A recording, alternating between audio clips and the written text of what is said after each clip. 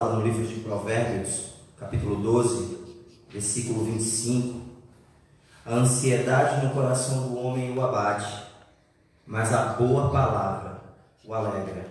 Que nesta manhã a boa palavra do Senhor venha tirar dos nossos corações toda a ansiedade e fazê-lo transbordar em alegria por estar ouvindo a sua palavra. Eu peço aos irmãos que abram as suas Bíblias na Epístola de Timóteo, segunda Epístola a Timóteo, capítulo 2, versículo 15. No caso, segunda Epístola de Timóteo, capítulo 2, versículo 14 a 19. Leremos do versículo 14 ao 19. Eu peço aos irmãos que gentilmente se coloquem de pé no momento em que encontrarem um texto em referência à palavra do Senhor.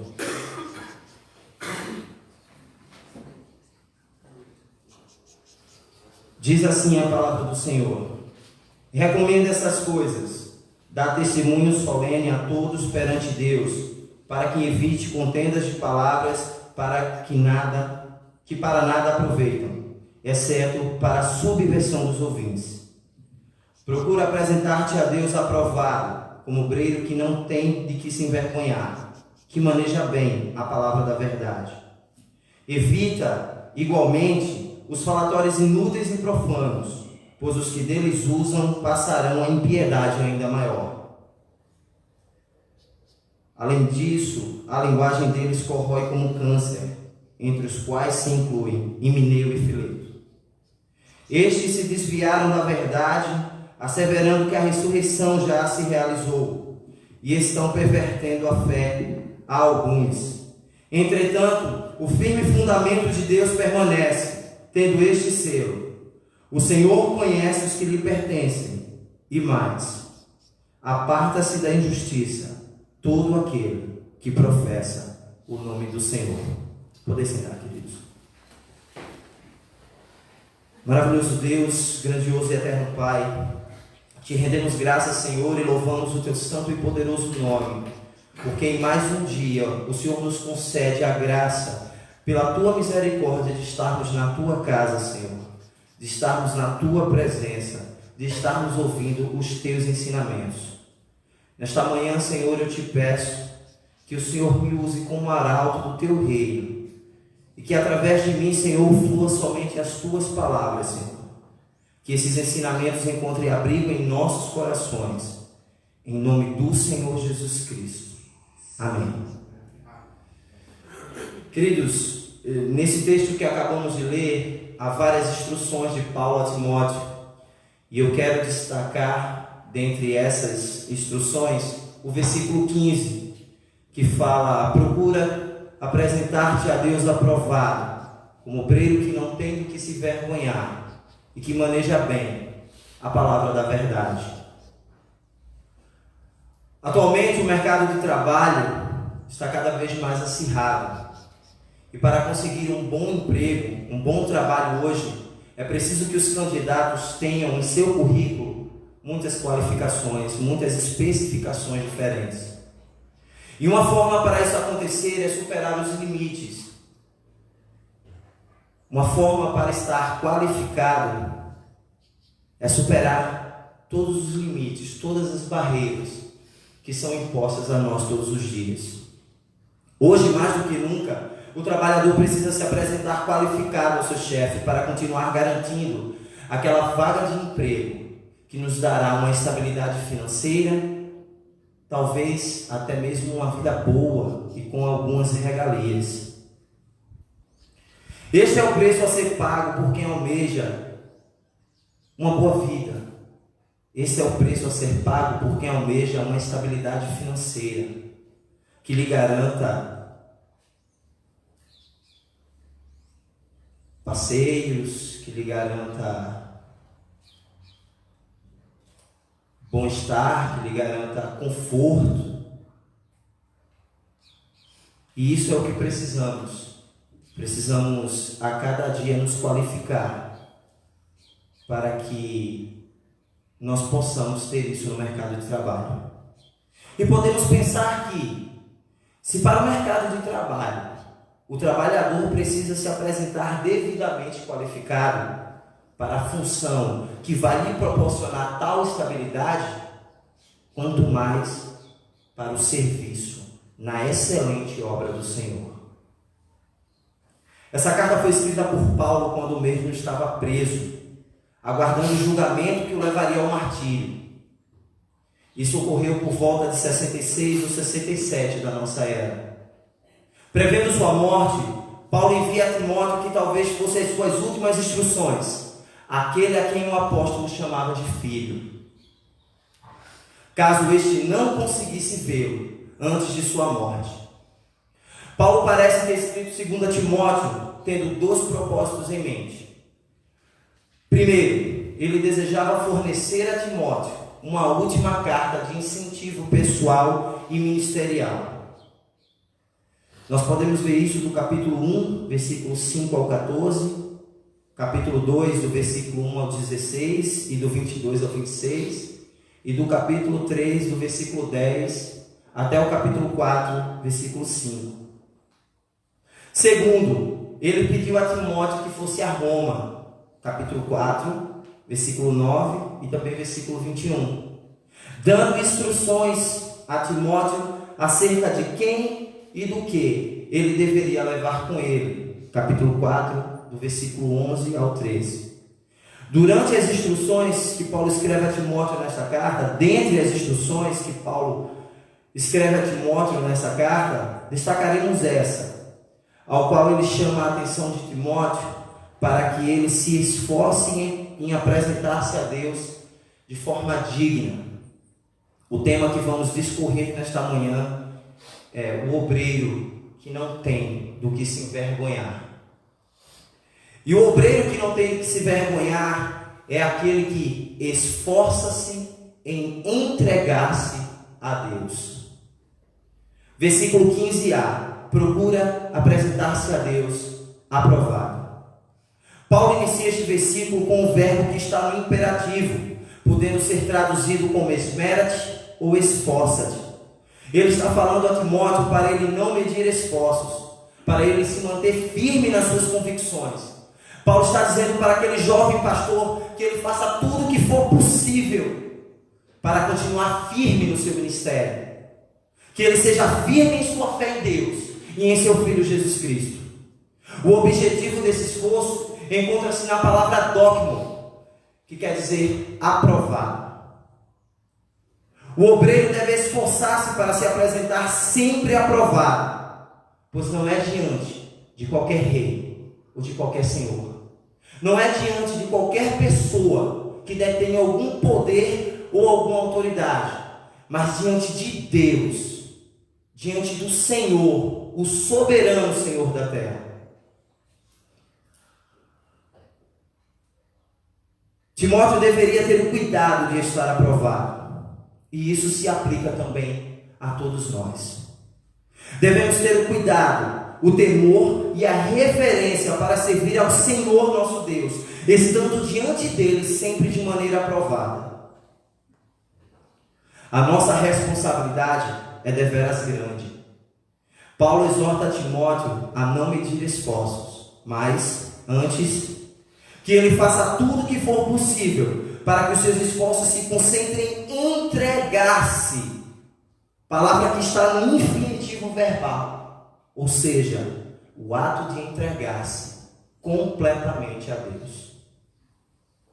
Quero trazer aos irmãos essa manhã duas formas de nos entregarmos completamente a Deus. A primeira delas é buscando estar a sós com Deus. A nossa vida devocional é um fator crucial para um relacionamento que nos apresente aprovado diante de Deus, pois são nesses momentos de busca íntima que Deus fala diretamente aos nossos corações. Não que Ele não fale em outros momentos, não é isso. Mas nesses momentos de devocional, nossa relação com Deus se torna mais íntima e nos auxilia a estarmos buscando sempre nos apresentar aprovados.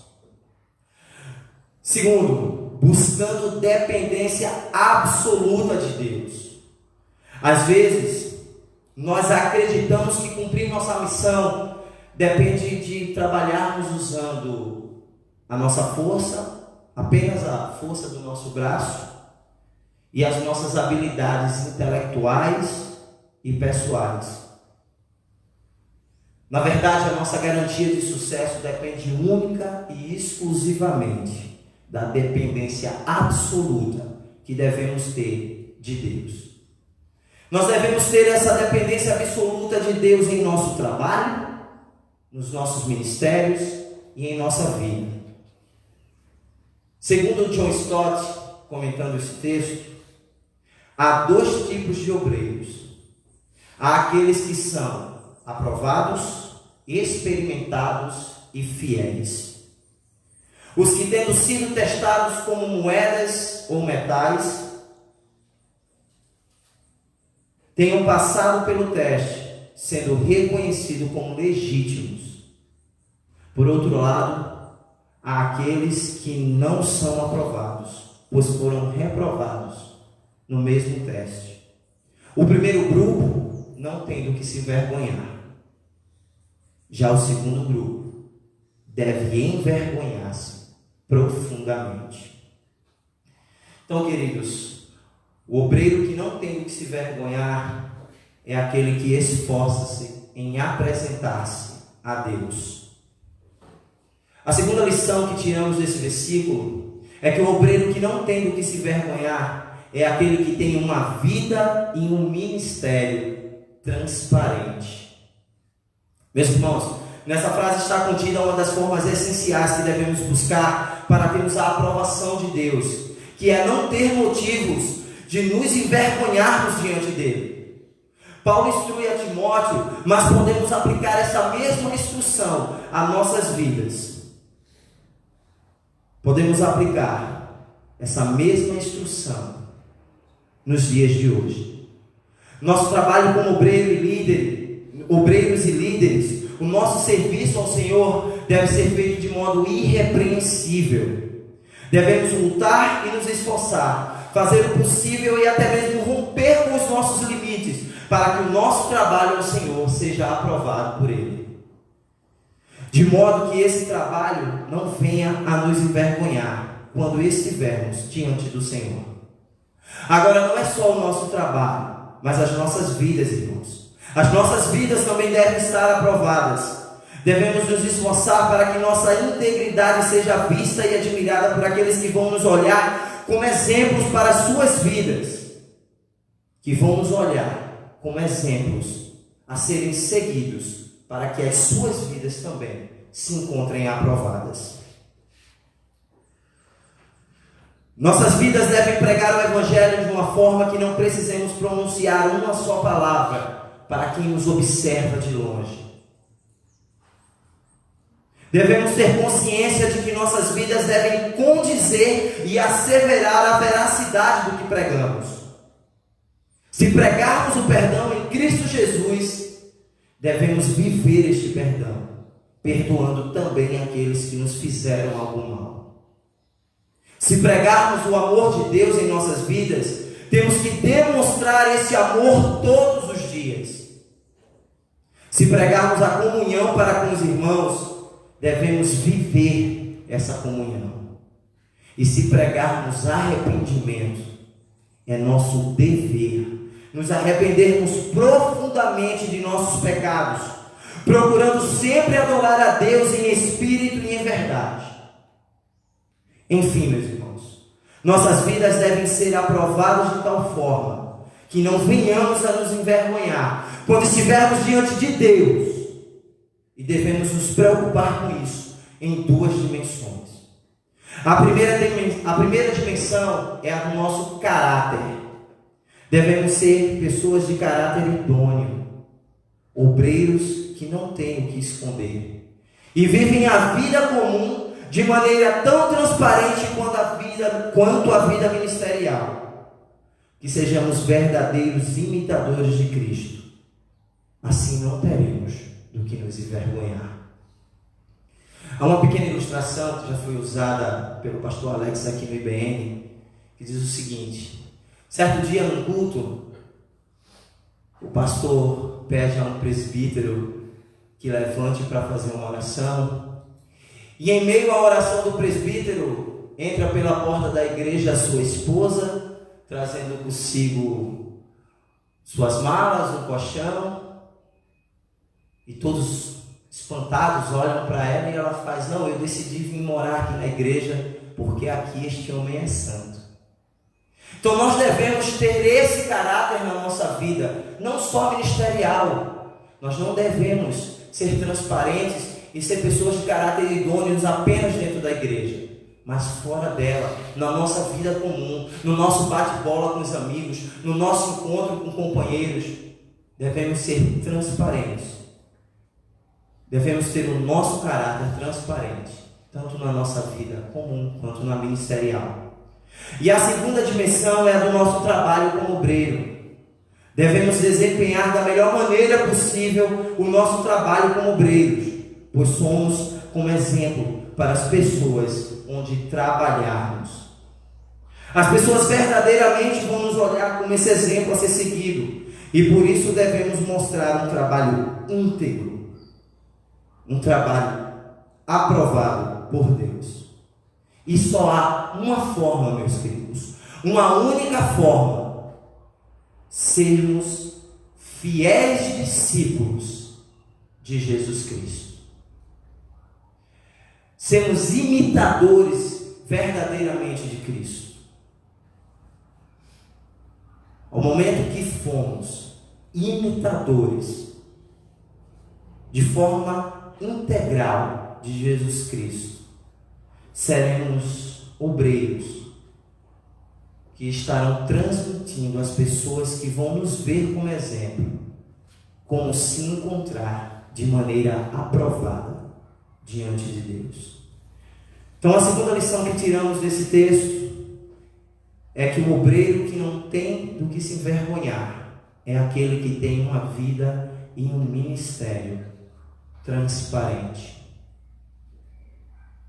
A terceira lição que esse texto nos traz, que esse versículo nos traz, é que o obreiro que não tem do que se envergonhar é aquele que faz o uso correto da palavra de Deus.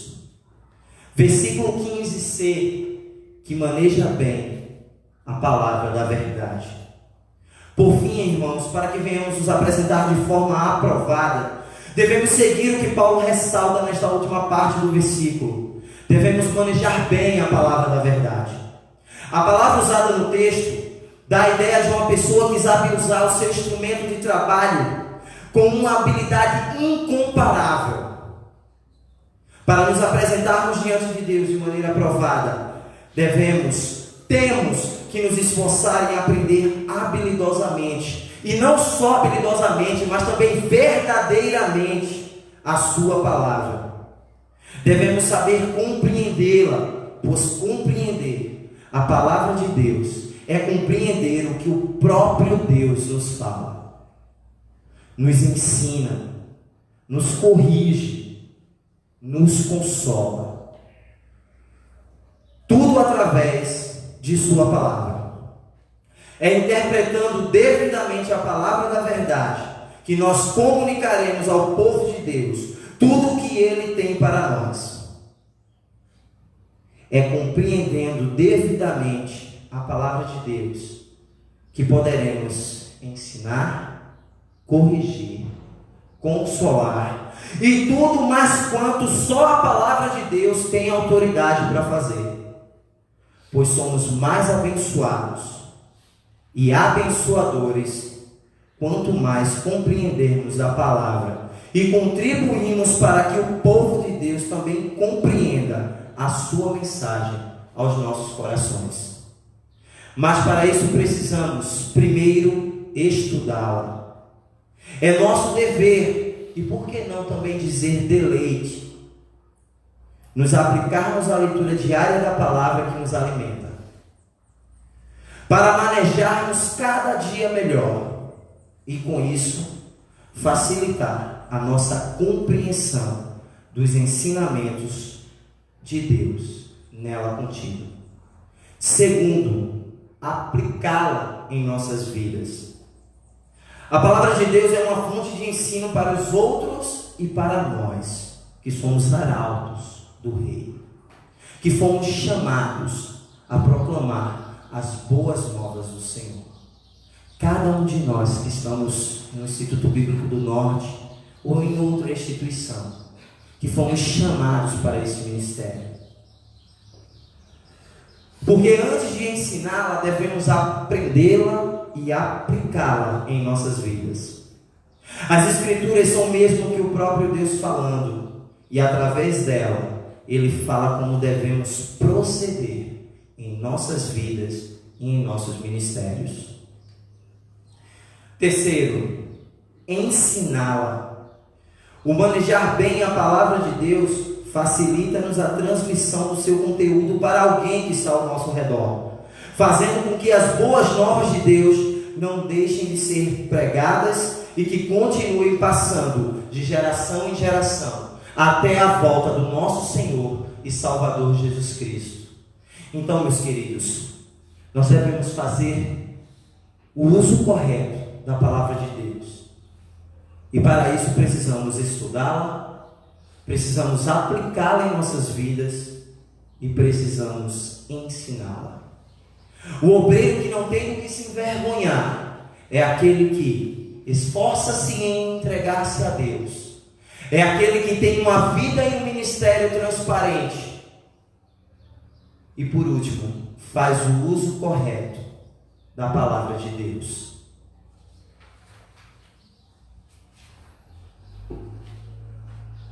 Concluindo, Jesus Cristo é o caminho que devemos seguir para sermos aprovados. Se nós estamos levando as nossas vidas pessoais ou o nosso ministério de forma autônoma e solitária, se nós estamos levando sem a dependência absoluta de Deus, sem a compreensão dos ensinamentos de Cristo, se Jesus Cristo não é o regente da nossa vida pessoal e ministerial, e se nós não temos a certeza de quem somos e de para que fomos chamados, devemos parar e meditar nessas palavras. Devemos converter totalmente nosso caminho a Cristo, que venhamos reconhecer que sem Jesus em nossa vida, não somos nada, além de pecadores condenados. Jesus Cristo em nossa vida nos faz a transformação de pecadores condenados para pecadores alcançados pela graça. Nós éramos todos condenados, e o caminho certo era o inferno. Mas pela graça de Cristo, nós fomos alcançados. Continuamos pecadores, mas agora salvos pela graça.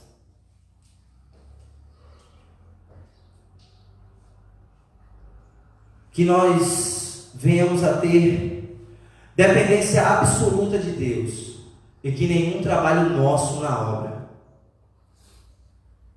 entendam, nenhum trabalho nosso na obra vai prosperar se não nos encontrarmos aprovados, sem ter do que nos envergonharmos e sem sabermos bem manejar a palavra da verdade. Sem nenhum desses três fatores, o nosso trabalho, o nosso ministério prospera. Nós somos alcançados pela graça, então precisamos da dependência absoluta de Deus. Nós precisamos reconhecer Cristo como nosso Senhor e Salvador, regente absoluto das nossas vidas. Devemos estar preparados para o encontro que teremos com nosso Deus e devemos nos apresentar a Ele de uma única maneira. A maneira como o apóstolo Paulo instruiu a Timóteo, aquele a quem ele chamava de filho, a se apresentar. Devemos nos apresentar como obreiros aprovados, que não tem de que se envergonhar, que maneja bem a palavra da verdade. Faço aqui um apelo para que todos nós venhamos nos esforçar para nos apresentarmos a Deus assim, todos aprovados.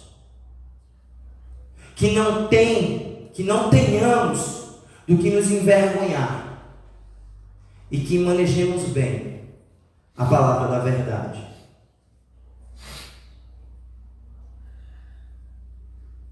Para que possamos no grande dia nos apresentar diante dele. Eu faço esse apelo a todos nós para que venhamos meditar nessa palavra. E que seja aqui no IBM, no Instituto Bíblico do Norte, ou em qualquer outro lugar onde nós estivermos, que venhamos aprender mais e mais a manejar bem a palavra da verdade. Que venhamos mais e mais na nossa busca diária.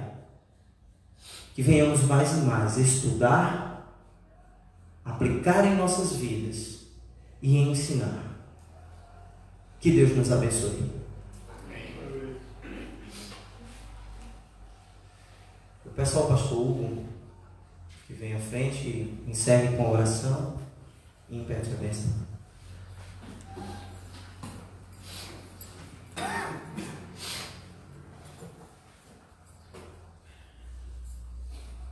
Vamos por de pé.